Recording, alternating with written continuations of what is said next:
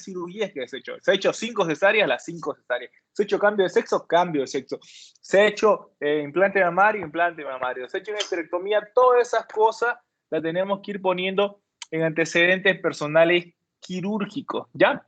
Antecedentes personales quirúrgicos. Bueno, entonces, volviendo al caso, esta paciente es diabética. Entonces, tenemos una paciente diabética de 47 años, toma metformina. La metformina es un lipocimiante. Ya es hipertensa, crónica, recientemente toma losartán 50 cada 12 horas. Entonces, es una paciente que tiene enfermedades de base, ya antecedentes quirúrgicos, cesárea y amputación infrapatelar. Entonces, nosotros sabiendo que ya tuve una amputación infrapatelar, usted se atribuye al diabético. Entonces sabemos que esta paciente no es una paciente que se adhiera al tratamiento, no es una paciente que ha seguido las indicaciones médico e higiénico-dietéticas, porque seguro no ha seguido la dieta, porque seguro no ha seguido las indicaciones médicas, y además ya está presentando que las complicaciones microvasculares de la diabetes. ¿Ya? Por eso ha tenido la necrosis, por eso ha tenido la arteriopatía diabética, esta ha sido crónica y por eso ha llegado a la amputación. Bueno, entonces tenemos antecedentes personales patológicos y antecedentes personales quirúrgicos, ¿ya? Ahora, el motivo de consulta es por lo cual el paciente acude al hospital, ya sea emergencia o consulta externa. Ustedes van a estar sentados en su silla, doctor, le traigo un paciente, le hace pasar su secretaria, y ustedes, buenas tardes, señora, buenas tardes, señor. ¿Qué lo trae por acá? ¿Cuál es la molestia que lo ha motivado a venir a la consulta? ¿Qué lo indispone en este momento? Entonces, ustedes tienen que ir empezando con esa pregunta para ir redirigiendo la entrevista e ir viendo cuáles son los signos y síntomas que ha tenido esta paciente para poder venir a su consulta. Bueno, entonces acá la paciente le ha dicho, estoy amarilla, estoy orinando, estoy amarilla, me he pintado amarilla, estoy orinando tinto y mi caca está blanca. ¿Ya? Entonces, eso lo ha dicho la paciente, pero ustedes no van a poner eso en su historia clínica. Si está amarilla la paciente, ¿qué se llama? Ictericia. Si la orina está tinta, coluria. La orina está como la Coca-Cola, como un té cargado, parece café diluido, ¿ya? Coluria. Y acolia es cuando la caca no tiene color. Acolia, sin color, la caca blanca. Entonces la paciente les va a decir esos términos, pero ustedes tienen que interpretarlo en la terminología médica. Bueno, ahora, acá nos falta la enfermedad actual. Acá no lo hemos puesto. ¿Por qué? Porque lo hemos ido resumiendo. Estaba olvidado ponerlo recién. En la enfermedad actual, ¿qué vamos a poner en la enfermedad actual? En la enfermedad actual vamos a desarrollar los signos y síntomas que se presentan en el motivo de consulta. ¿Ya? Un ejemplo. Hablando de signos y síntomas, acá en ictericia, coluria, colia, ¿hay algún síntoma? Hola. ¿Hay alguien ahí? Doctor, disculpe, no está apareciendo en la diapositiva para mí. ¿No? ¿A los otros les está apareciendo la diapositiva? A mí también no. Solo la primera. Está parado. Solo la primera. En caso- Avíseme, chicos. Usted no lo está pasando, doctor, Avíseme. las diapositivas. No, es que creo que le di a ampliar la pantalla y se enlenteció mi máquina. Bueno, ¿ahora sí lo ven? Sí, doctor. motivo de consulta. Bueno, ya. No se salven de la pregunta, sí. En ictericia, coluria, colia, ¿hay algún síntoma? Hola. Cric, cric. Ujú. Vamos, chicos, anímense. Cuando tienen que fallar es acá. Cuando ya se gradúen no van a poder fallar. Fallan, van presos. o su paciente les va a decir, no les va a decir que no sabe nada, no vuelvo. ¿Qué? Perdón. Te escucho. ¿Qué preguntaste? Si entre la ictericia, coluria y acolia hay algún síntoma. Hay un síntoma. Todos son síntomas. ¿Hay algún síntoma? Todos son signos. Sí, Son todos son signos, ¿no, signos. doctor? Muy bien. Muy bien. Todos son signos. ¿Ya? Todos son signos. La ictericia es un signo, la coluria es un signo y la colia es un signo. A sus demás compañeros, el signo o los signos son las cosas que nosotros podemos ver, medir, ¿ya? La coluria la vemos que el orín está tinto y además le haces un examen de orina y te va a mostrar bilirrubinas, uribilinógeno en el examen de orina. Acolia, la caca está blanca, lo podemos ver, ictericia, el paciente está amarillo. Entonces, todos son signos, ¿ya? Entonces, ictericia, coluria, acolia son signos. Ya si el paciente tuviera dolor, ahí ya tuviera un síntoma, que fuera el dolor. Bueno,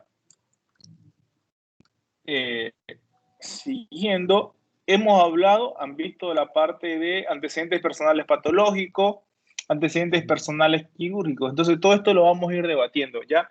Después, ¿qué sigue? Después el motivo de consulta. Sigue la enfermedad actual. ¿Ya? Sigue la enfermedad actual. ¿Qué es lo que hacemos en la enfermedad actual? Vamos disgregando, vamos desarrollando los signos o síntomas que hemos tenido en el motivo de consulta. En este caso, paciente, ustedes van a escribir ahí. Paciente refiere cuadro clínico de larga data que se exacerba hace más o menos un mes de evolución, caracterizado por presentar coloración amarillenta. Eso es la ictericia. Acompañado de coluria y acolia. O otros le ponen, además refiere que el orín que presentó era oscuro y las deposiciones eran pastosas sin color. Entonces, ahí ustedes están desarrollando la enfermedad. No refiere otros síntomas o signos sobreagregados. Entonces, al usted decir eso, ya estamos viendo que el cuadro de esta enfermedad no es un cuadro agudo, sino es un cuadro crónico o subagudo. ¿Por qué? Porque ya tiene más de un mes de evolución. Entonces, ustedes ya se van a poder ir orientando. Paciente de 57 años, femenina, que tiene un cuadro crónico de más de un mes de evolución y que está amarilla y no tiene dolor. Entonces, pacientes que se le presenten a ustedes así, debe tener una patología oncológica, ¿ya? Normalmente cuando son patologías agudas, siempre en la parte quirúrgica siempre está presente el dolor. Cuando las patologías son más silentes, el cuadro es crónico. Como ejemplo en esta mujer, no tiene dolor, solo tiene ictericia, coluria, acolia y la paciente estaba tranquila en su casa y un día se dio cuenta que estaba más amarilla de lo normal. Y por eso viene a consulta, ¿ya? A veces más viene a consulta porque empiezan a ver su caca blanca que por lo que empiezan a pintarse amarilla, ¿ya? Entonces, ustedes van a ir orientándose en su cabeza diciendo, bueno, esta paciente puede ser que tenga un problema oncológico. Bueno, entonces eso hacemos en la enfermedad actual. Ahora en el examen físico. En el examen físico, primero vamos a hacer un examen físico general. Entonces en el examen físico en general vamos a poner paciente en regular estado general, con piel y mucosas ictéricas, orientada en tiempo, espacio y persona, con Glasgow de 15/15. Eso es una introducción al examen físico segmentario, ¿ya? Acá nosotros lo hemos hecho más corto porque estábamos presentando solo las partes positivas. Lo que les estoy mencionando a ustedes lo ponen en la parte escrita, pero ya cuando van a hablar con otros colegas van a poner toda la parte positiva. ¿Qué quiere decir toda la parte positiva? Todo lo que está mal en el paciente, ¿ya? Bueno, esta paciente estaba febril, mucosas ictéricas, El abdomen blando, depresible, con leve dolor a la palpación, hipocondrio derecho, sin irritación peritoneal y no presenta masas palpables. En el abdomen, en la parte de examen físico, ya lo han debido ver en semiología, seguimos un orden. No es que de entrada vamos a palpar a este paciente. Lo que vamos a hacer con el paciente, primero es inspeccionar, observar el abdomen. Vamos a ver si tiene cicatrices quirúrgicas, heridas quirúrgicas, de cirugías anteriores, si no está asimétrico. Un ejemplo de ese rato de un paciente que venía de los valles, si está asimétrico podemos pensar en un vólvulo, si está distendido, podemos completamente distendido de manera asimétrica, podemos pensar en un fecaloma, ¿ya? Entonces todas esas cosas lo vamos a ir viendo con estos pacientes, ¿ya? Inspección primero.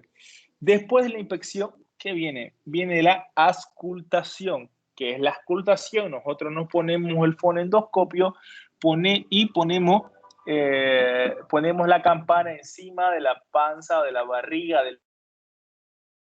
¿ya? Vamos a auscultar por cuadrante, ¿ya? Vamos a auscultar por cuadrante, no vamos a auscultar en todos lados, sino por cuadrante. Vamos a auscultar los cuadrantes superiores, cuadrantes medios y cuadrantes ya.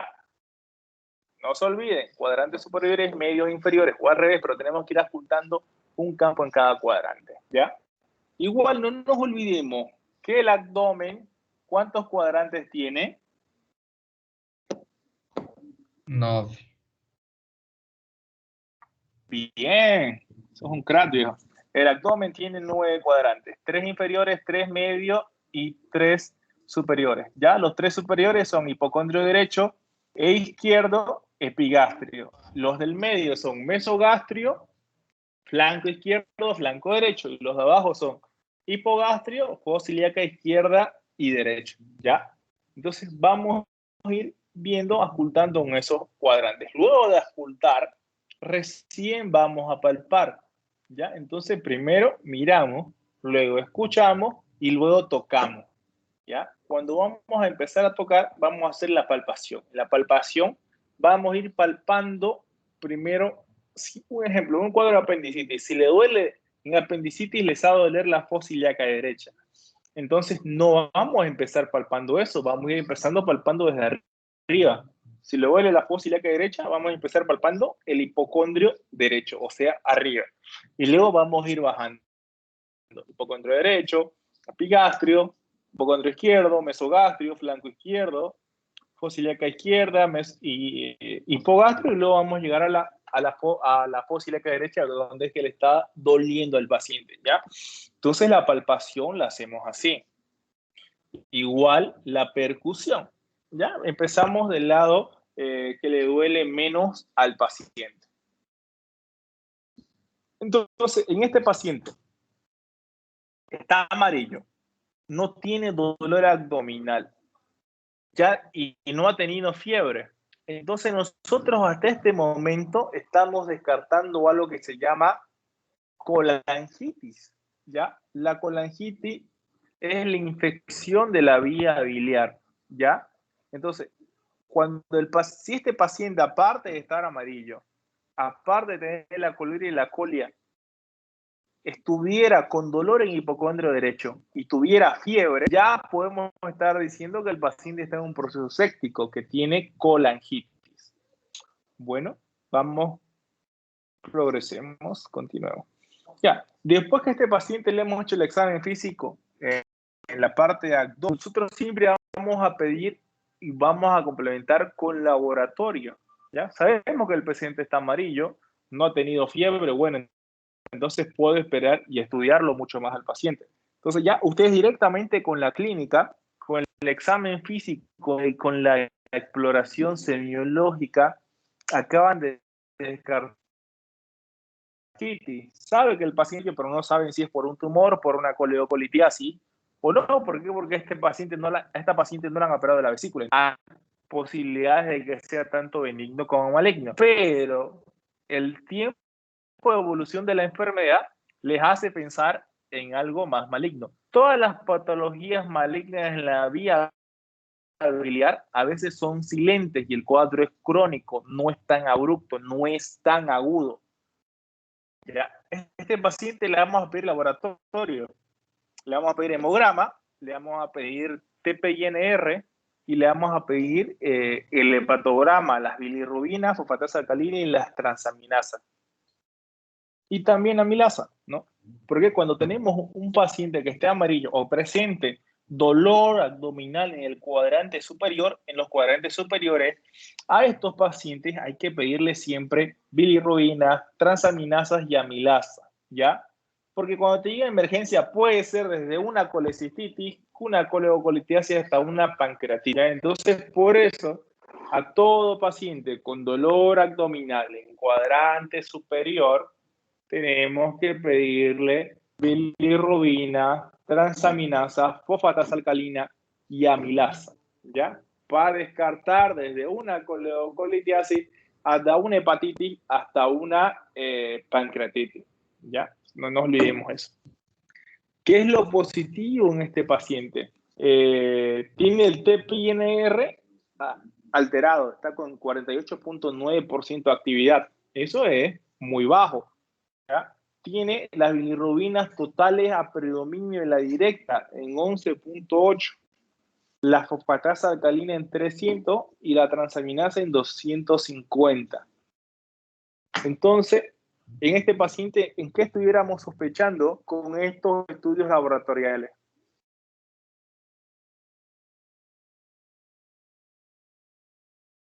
Problema hepático. Un problema hepático, en algo obstructivo. ¿Por qué en algo obstructivo? Si ustedes se acuerdan de fisiología, en el segundo semestre, cuando hablábamos del ciclo de la bilirrubina, había la bilirrubina conjugada o no conjugada, la prehepática, hepática y poshepática. Cuando teníamos un problema en la parte poshepática, estábamos pensando en algo obstructivo. ¿Por qué? Porque la bilirrubina poshepática se aumenta cuando no puede bajar esa bilirrubina al intestino. La bilis sale del hígado y baja al intestino, al colédoco. Cuando no puede, perdón, al duodeno. Cuando no puede bajar la bilis a través del colédoco al duodeno, entonces se nos va a elevar la bilirrubina total, la bilirrubina directa. ¿Ya? Entonces nosotros tenemos la bilirrubina directa en 11, con una total de 18, siendo normal su valor de 1, está 18 veces aumentado su valor normal. Entonces tenemos que pensar que hay una falla en la parte de la vía biliar no intrahepática, sino bien puede ser distal en el colédoco o en el niño páncreas, que está bloqueando que la bilis baje al duodeno. A estos laboratorios, ¿qué estudios pediríamos?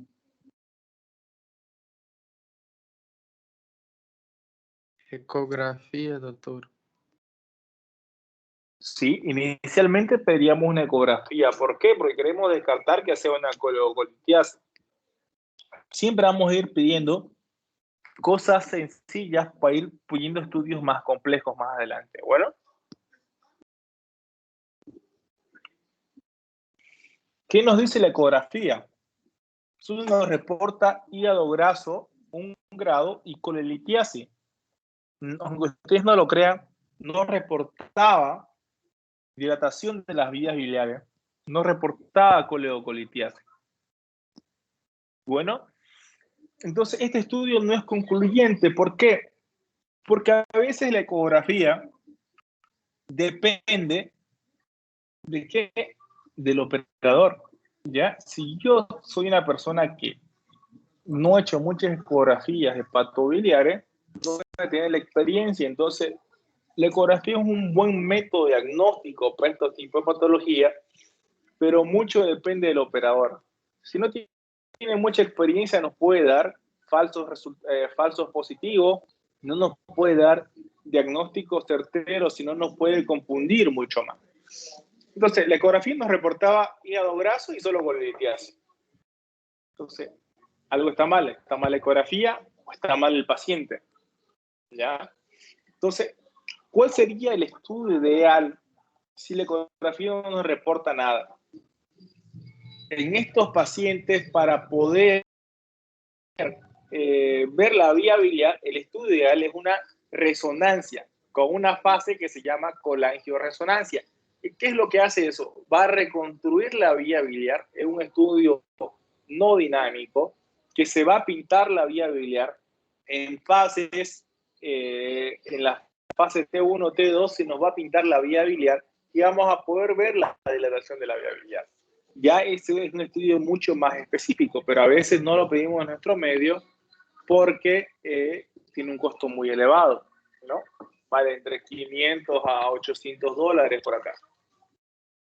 ¿Ya? Bueno, como no tenemos eso, nosotros pedimos una tomografía. Y lo ideal para ver el hígado es una tomografía trifásica hepática, ¿ya? Siempre vamos a pedir una tomografía. Si ustedes van a ver o quieren estudiar algo en el hígado, no tienen que pedir una tomografía sin contraste. Una tomografía sin contraste en el hígado no nos aporta nada. Para los tumores intrahepáticos, ¿por qué? Porque el tumor en el hígado, como tiene 3 tipos de irrigaciones, portal, arterial y venosa, el distinto tipo de irrigación va cambiando el contraste, se va pintando de distinta manera. Ya se va pintando de distinta manera. Bueno, entonces se pide una ecografía. ¿Y qué nos reportó la ecografía? Dilatación de la vena porta de 1.8 centímetros de diámetro, ya ligeramente hiperdensa, que ocupa la luz del vaso. ¿Qué quiere decir eso? Que en la rama que va al vaso debe haber un coágulo o algo que esté obstruyendo. ¿Ya?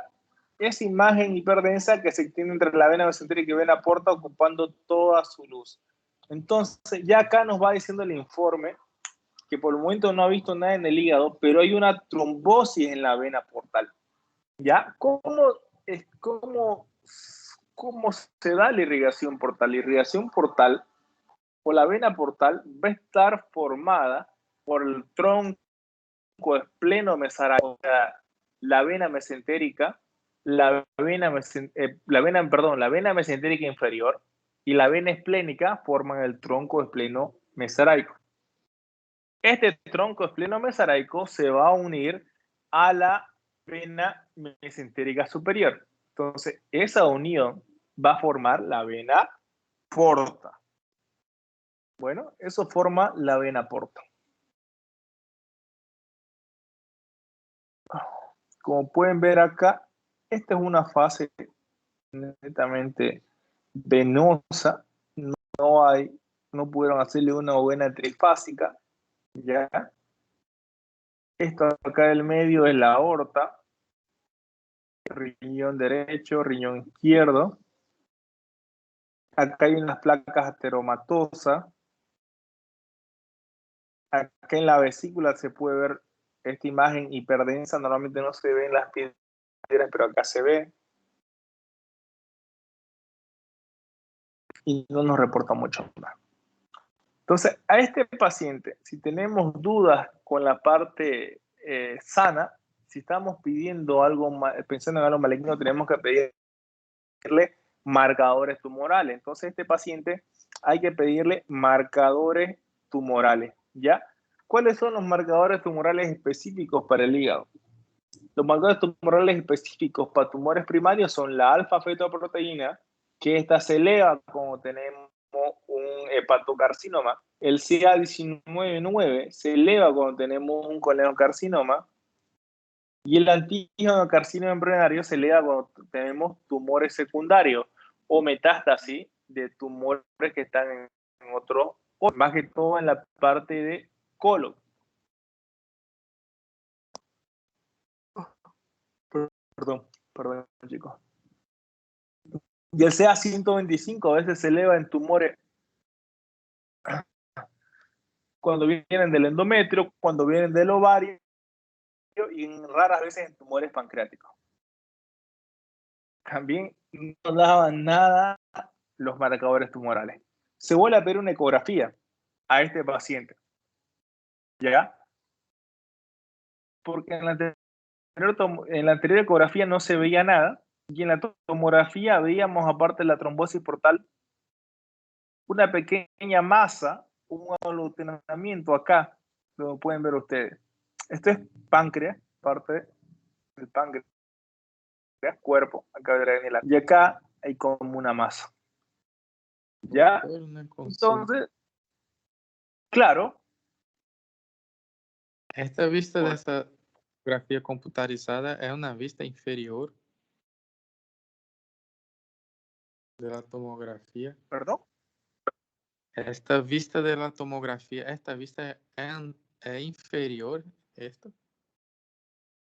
¿A qué te referís con inferior? É No. En la tomografía tenés los cortes sagitales y axiales, ¿ya? Entonces tenés que ver, aprender a diferenciar cuál es sagital y cuál es axial, ¿ya? Pero lo que creo que te está, no sé si te estoy entendiendo bien, ¿ya? Vos cuando decís inferior, ¿te referís a qué? Não, estamos mirando a parte de abaixo, aí, não? Este é um corte axial, estamos mirando de abaixo hacia arriba, não? Ou é al revés? A ver, estamos mirando nosotros, el paciente acá está acostado, estamos viendo de la parte de arriba para hacia abajo, arriba hacia abajo. Esta parte de acá, vas a ir viendo, mira cómo desaparece el hígado. Entonces, ponele un ejemplo comparado. Acá estamos en este es el hipocondrio derecho. Este es entre el hipocondrio y flanco derecho. Vamos bajando. Seguimos en hipocondrio flanco derecho. Estamos acá más en flanco derecho. Y acá estamos en las zonas medias del abdomen. ¿Me seguís, no? Acá estamos en la zona media del abdomen. Flanco derecho, mesogastrio, flanco izquierdo. ¿Ya? ¿Por qué? Acá está el páncreas, parte de la cámara gástrica e hígado. ¿Ya? Vamos bajando. Seguimos viendo, estamos bajando. Acá estamos ya seguimos en flanco. Casi los riñones lo vamos a ver en toda la parte de flanco. Cuando dejamos ver los riñones, ya vamos a entrar a la parte de fosa ilíaca, ¿ya? Vamos a estar entrando como si esto fuera la fosa ilíaca, hipogastrio, y fosa ilíaca derecha, fosa ilíaca izquierda e hipogastrio, ¿ya? ¿Por qué? Porque vas a empezar a ver acá la vejiga. Acá estamos viendo la vejiga. Entonces, esto es como si lo estuvieras viendo, bueno, si estuviera parado el paciente, lo estamos viendo de arriba hacia abajo. Creo que eso querías preguntar, ¿no? ¿Hola? Más ou menos, doutor. Pero se estuviéramos vendo de arriba hacia abajo, el hígado quedaría en el lado derecho y ahí está en el lado izquierdo. Eso que no entiendo. No, es que acá tenés una visión de espejo. Tenemos una visión de espejo. En la tomografía tenemos una visión de espejo. ¿Ya? Es como donde vos te mirás al espejo, ¿no? Es casi lo mismo. Entonces, en la tomografía tenemos una visión de espejo. Por eso te digo, esto de acá que ves al lado izquierdo es el lado derecho. Es como si vos estuvieras viendo a alguien acostado, pero mirándolo de frente, digamos. Imagínate una persona acostada en la cama y vos estás a los pies de la cama. ¿Ya? Entonces, esto es así. Vos estás a los pies de la cama y esa persona que está acostada en la cama, pero te estás chocando vos con las pies de la persona, la cabeza está arriba, los pies están en tu delante, la cabeza más alejada. Entonces, como si lo estuvieras viendo así. De esa persona, su brazo derecho va a estar al lado de tu brazo izquierdo. Su brazo izquierdo va a estar al lado de tu brazo derecho, pero vos sabés que su brazo derecho, aunque esté al lado de tu brazo izquierdo, es su brazo derecho. ¿Ya? Entonces, es una visión de espejo.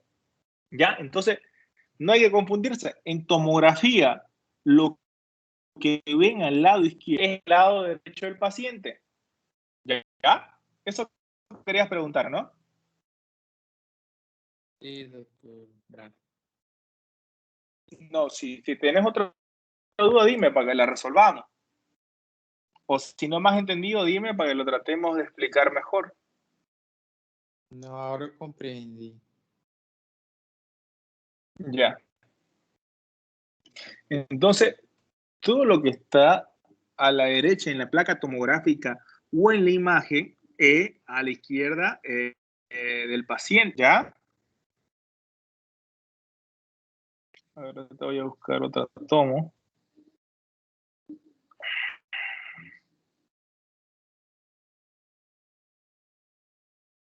Sí, acá hay otra tomografía.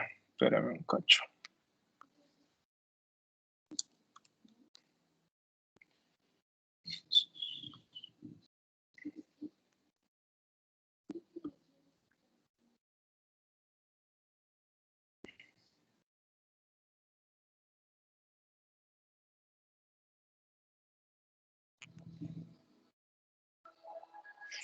Ya, miren esta tomografía acá abajo. Ya, miren el corazón, está al lado izquierdo. Este es el emitor izquierdo, este es el emitor derecho. Vamos a ir bajando. Vamos a ir bajando. Ya, acá vemos la aorta. Esto es el estómago, la cámara gástrica. Esta imagen hiperdensa este paciente le ha dado contraste. Acá está el vaso. Ya, esto es el hígado. Entonces vamos a ir bajando y vemos que todo el hígado está al lado derecho. Y entonces es una imagen de espejo. Ustedes cuando vean las placas, lo que esté al lado izquierdo de su brazo izquierdo es el lado derecho. No nos olvidemos. ¿Ya? Entonces, no confundir eso, imagen espejo, para que nosotros podamos entender la tomografía, porque ustedes van a empezar a ver estos estudios. ¿Ya? A ver, con este paciente. En este paciente tenemos la cámara gástrica acá. Esto es el vaso. El vaso siempre va a estar al lado izquierdo, a no ser que el paciente tenga una dextroversión. ¿Ya? Esto es el hígado. Este es un estudio sin contraste endovenoso. Cuando ustedes quieren ver una víscera maciza en el abdomen, no les den contraste oral, que lo más importante es el contraste endovenoso para poder determinar qué estructura tenemos. Ahora van a ver cómo cambia cuando tenemos contraste. Este es un contraste arterial. Mire cómo pinta acá este tumor con el contraste. ¿Ya? Se puede ver la vena, la arteria esplénica, tronco celíaco, esta es la vena cava inferior, ¿ya? Ven cómo el tumor tiene un realce periférico, esta es la vena porta, vemos cómo entra la arteria hepática derecha, acá nace la arteria hepática izquierda, ¿ya? Entonces tenemos que ir viendo todo estudio. Cambia mucho, vean esa imagen, a esta imagen. Cambia mucho si le piden el estudio contrastado o no contrastado al paciente. Más que todo en la parte de hígado y en la parte abdominal, cuando queremos ver vísceras macizas, es importante pedirle siempre los estudios contrastados. Bueno, ¿me siguen hasta acá? Sí, doctor. Sí, doctor. Vamos para adelante. Eso, vamos para adelante. ¿Ya? Entonces, le hemos pedido la tomografía, se pide una nueva ecografía donde nos reporta líquido libre. Quiere decir líquido libre. La ascitis es el líquido libre. Esperemos un ratito, chicos, por favor.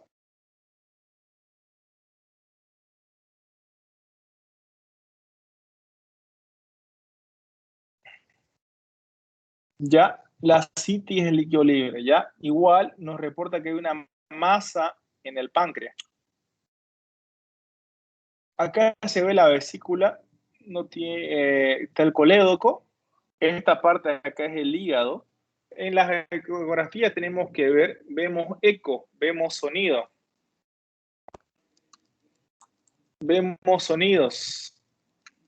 Vemos sonido. Entonces tenemos que decir si es hipoecogénico o es hiperecogénico. Hiperecogénico se ve mucho más blanco. ¿Ya? Hiperecogénico. Acá esta parte está más hiperecogénica. El líquido es hipoecogénico. ¿Por qué? Porque no va a transmitir muy bien los ecos, el sonido.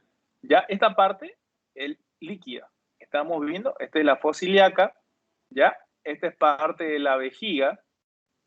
Parte de la vejiga. Acá hay líquido, acá hay líquido. Estaba con orín y acá hay líquido libre. Entonces esta paciente debe tener ascitis, ya. Acá está el vaso. Acá hay líquido. Y por acá arriba está todo lo que es el diafragma, ya. Subfrénico izquierdo está también con líquido.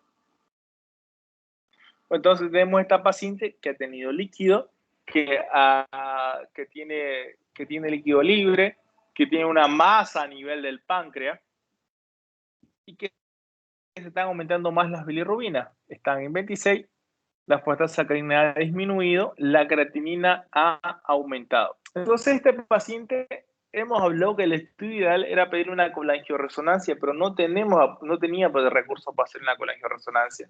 Entonces lo más barato era hacerle una ERCP o una CEPRE, que es una colangiopancreato retrógrada endoscópica, ¿ya? Un endoscopio de la vía biliar para poder ver el conducto pancreático y el colédoco. Endoscopía retrógrada colangiopancreática, ¿ya? ERCP, ¿ya? O con la ecografía pancreato retrógrada endoscópica, como ustedes quieran decirlo mejor en inglés o español. Ya en la angio se ve que la papila está erosionada, está grande, colocación branquecina e impresiona un adenoma papilar. Entonces estamos hablando de un tumor en la papila del duodeno, que puede ser que eso ya haya crecido, perdón, en la papila del colédoco, que eso esté creciendo o que esté brotando la parte del pan y eso esté comprimiendo la vía biliar. Este es el estudio de la placa de la RCP. Vemos que está dilatado. Esto que está apuntando a mi cursor es el colédoco. Conducto cístico, conducto hepático común. No nos olvidemos. Esto es vía biliar derecha, vía biliar izquierda. Vía biliar izquierda es más lateral, vía biliar derecha es corta y posterior. ¿Ya? Cuando el conducto hepático común, que está formado por el conducto hepático derecho y el izquierdo, más el conducto cístico van a formar el colédoco. ¿Ya? Acá ha metido contraste, conducto de Wirsum, ¿ya? Y hay a la visión directa un abultamiento en la papila. O sea, acá, en esta parte, hay un abultamiento. Entonces, por eso se estaba pensando que era un tumor en la vía biliar. ¿Ya? Este paciente empieza a ir mal, una paciente oligúrica. Entonces, al paciente con un tumor en la ampolla que ya está presentando ascitis, normalmente los pacientes oncológicos cuando empiezan a presentar ascitis, que están disproteinémicos, están mal y están empezando a hacer carcinomatosis peritoneal. ¿Ya? Empieza la membrana peritoneal aún empieza a fallar porque hay como un signo tumoral en todo el peritoneo. Entonces empiezan a sudar mucho más líquido. Por eso hay una ascitis. Bueno, ven una tomografía donde tenemos el líquido libre, ¿ya? Pero no vi en la primera tomografía líquido. Acá hay líquido, ¿ya? Se viera hasta el líquido más chiquito, pero bueno, es así por el líquido, ¿no? No es netamente por otra cosa. ¿Dónde está el líquido, doctor? El líquido esto es líquido. Esto es líquido. El más gris. El líquido se ve el más gris. el líquido se ve, bueno, acá sería hipodenso, este es más isodenso o un poco hiperdenso, y esto es hipodenso. Lo que esto más negro y acá es grasa, grasita, ¿ya? Esto es hipodenso. Hipodenso, isodenso y este es hiperdenso. El hueso se ve acá hiperdenso, ¿ya? Esto es el líquido. Líquido, la parte subdiafragmática derecha y líquido en el vaso. Bueno,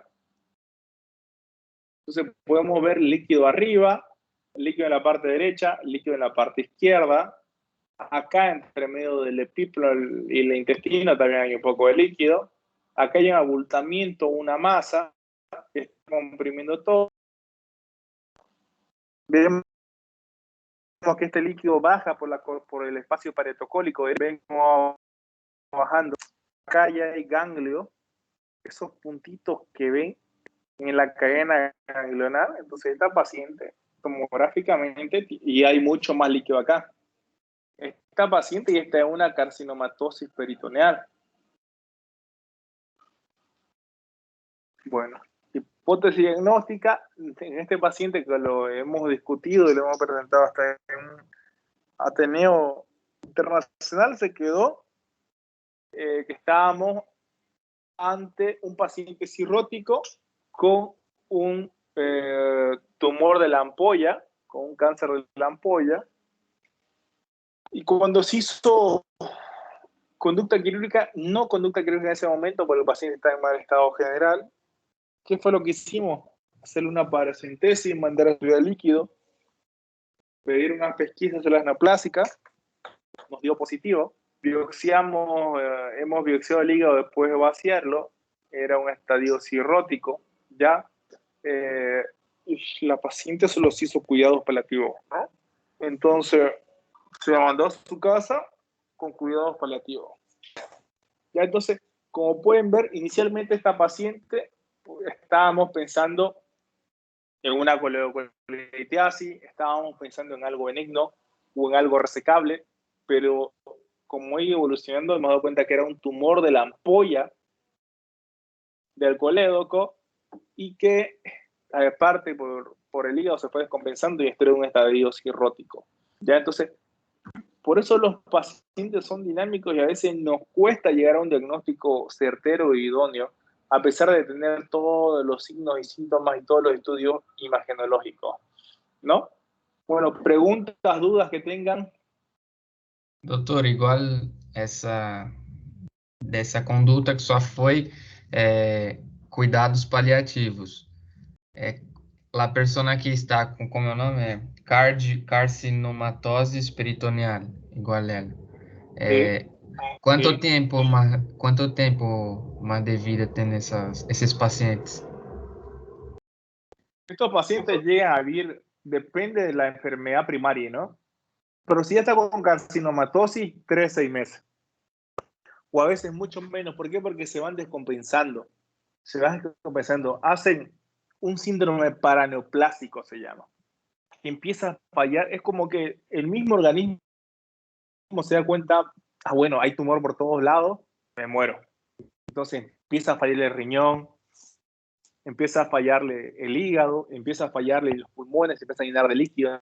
Entonces hacen ese síndrome paraneoplásico y van agotándose, ¿no? El cuerpo lucha con un mecanismo de compensación y homeostasis, pero bueno, no, al final no hay buena respuesta, ¿no? Esta paciente se fue a su casa y a los 2 meses falleció. Entendi, doutor. Gracias. ¿Otras preguntas?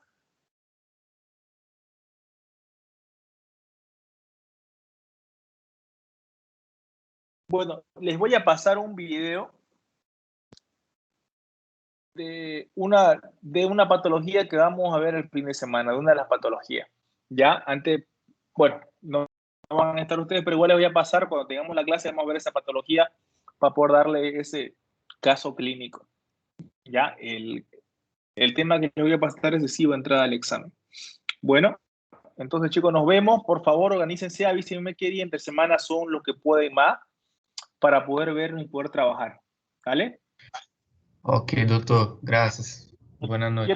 cosa no duden en preguntar. Estamos vía inbox, me consultan. Por favor, fuera importante que nos veamos y si ni bien a mí me den permiso, lo vamos a hacer en el hospital. Bueno, muchas gracias. Que tengan buenas noches, buen fin de semana. Igual, Chao, doctor. doctor. Hasta luego. Muchas gracias, doctor. Hasta luego. Ya sí fue el doctor.